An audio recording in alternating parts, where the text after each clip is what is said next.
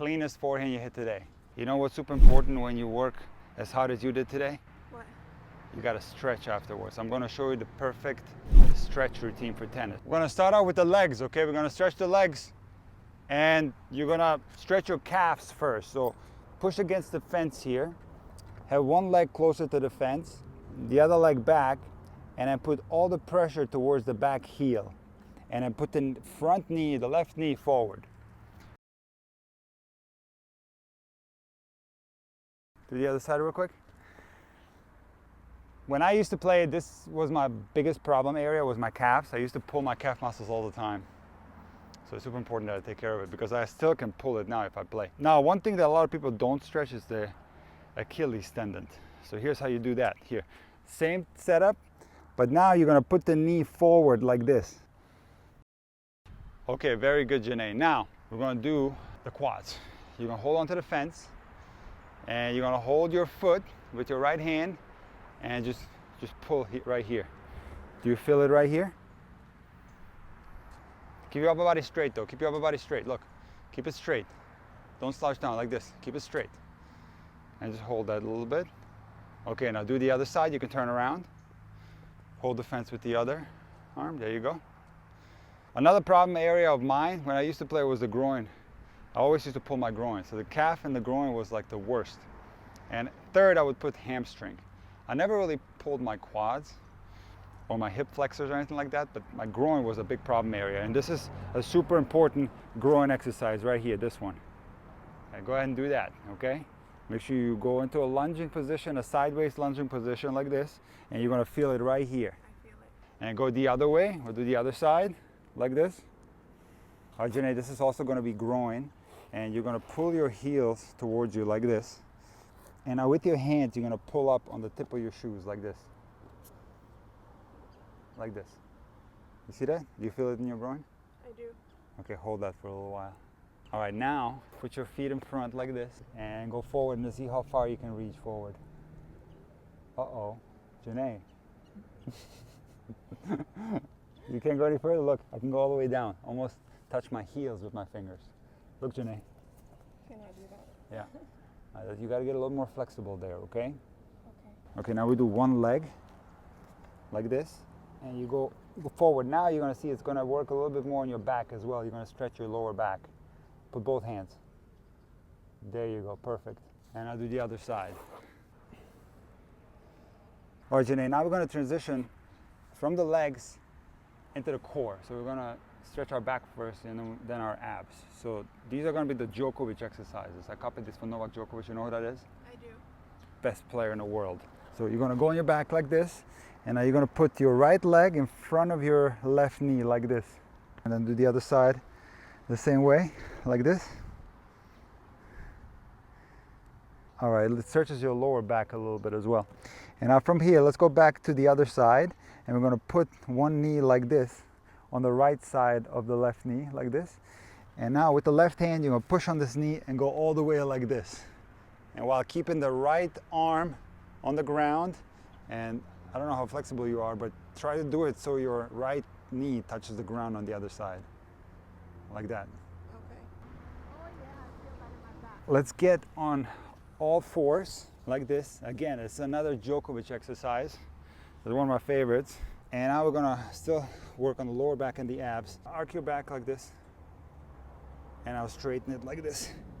All right, now you get on your knees, and now we're gonna stretch the abs a little bit more. And we'll go to the side first, like this. Now to make it even more effective, you can have one arm go over your head like this. Okay, now do the other side. Okay, and now you take both hands and you go backwards like this. And this is one of my all-time favorites. This is one that I always do. It's a little bit complicated, but once you do it, you'll feel it big time. So you're gonna take your hands like this and connect your hands to the elbows like that, if you can do that. So now the parts that you're stretching is the lower back, and you're stretching here. Go ahead and straighten your legs. You're stretching here. This is as straight as I can get. This is a part in tennis that gets used all the time. You're stretching right here in your shoulder blade area. Feels good, right? I feel like lighter. How do you feel? Flexible. Good. Okay, now we're going to transition into the neck. because the neck is another part in tennis that needs to be taken care of. So basically you go like this, take your left hand and pull in your head very gently like this and go down. And then take the other side and go like this. And now very carefully lean your head back like this. And now do like small little circles like this, small little circles. There you go, that's perfect. All right, and now we transition into the arms. So the first thing we're gonna do is we're gonna stretch our shoulder, okay? And this is an exercise that I've done like forever. You hold onto the fence and you go like this. This is gonna stretch the front part of your shoulder, is actually gonna stretch your chest muscles as well. Oh yeah, I feel it. Now let's do the other side. Very good. And now you're gonna hold onto the fence a little bit higher and you're gonna kind of crouch down a little bit and you're gonna stretch this part. Like another thing that's really good to do is just to hang. If you get a bar somewhere that you can hang from, just hold onto it and let yourself hang for a few seconds in a few intervals. It's a really good thing to do. It stretches the shoulders extremely well. It stretches this part of your body really well. All right, now we do the opposite. You're gonna push on your elbow and you're gonna stretch the back part of your shoulder, okay? Oh yeah, I feel that. You feel that? Yeah. And now hang on, I'm gonna show you an old school stretch that requires a racket. You're gonna hold in your right hand, and you're gonna grip the bottom of your racket with your left hand, and just pull on it, pull down on it. Excellent. All right, now we don't need the racket anymore, and now we're gonna go down into the forearm area. A lot of people ignore this part. So the first thing we're gonna do is we're gonna take our hand and we're going to gently push down on it. Now you can do both arms, but start with your right arm. Start with your right arm, gently push down on it. Now you could even do this on a table where you're sitting down and your arm is on a table, but you can do it standing up as well, like this. And now the opposite way, you're gonna push this way. There you go. And now also make sure that the thumb goes back as well, because now it's gonna stretch a whole different part of the arm. It's gonna definitely stretch more the inside of the forearm.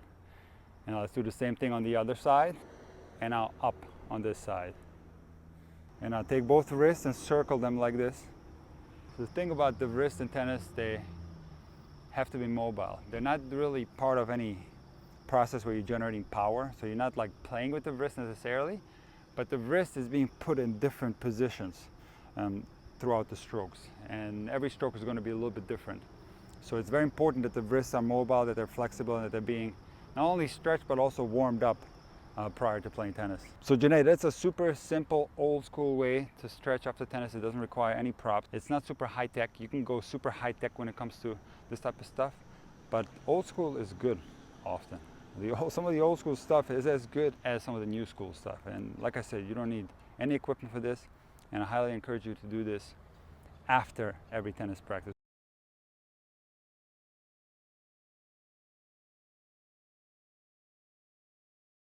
Do a lot of this type of stuff before tennis. You would consider some of this stuff static stretching. So I would do some dynamic stretching before, but I think it's way more important to warm your body up and get a sweat going prior to tennis, and do this static type of stretching when you're done. And it's going to be a little bit of a time involvement. It might take you 5-10 minutes, but your body is going to thank you a lot, and you have a good chance to stay injury free while you're playing tennis. That's important. How are you feeling? You feeling good? I feel great. Yeah, I feel great. I feel so light and limber, you know? Yeah. Yeah, very nice. All right, good job. Thank you.